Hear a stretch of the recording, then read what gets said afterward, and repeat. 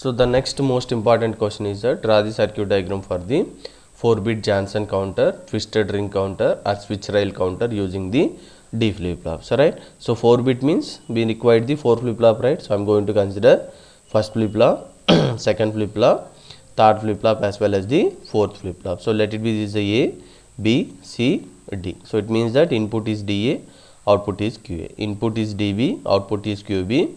Input is GC, output is QD. So DD, output is QD. So all shift register counts are example for the synchronous operation, right? So synchronous operation means for each flip flop we have the clock pulse, right? That all clock pulse will be connected commonly, then it is called as the synchronous operation. Once it is done, so here we are giving the external data. For the first flip flop input is nothing but the DA, then output of the first flip flop QA is connected to the DB.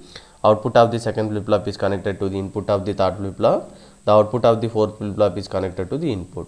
Now here what is the twist here is that, so generally in case of the ring counter, the output of the fourth flip flop will be connected to the input of flip flop, right?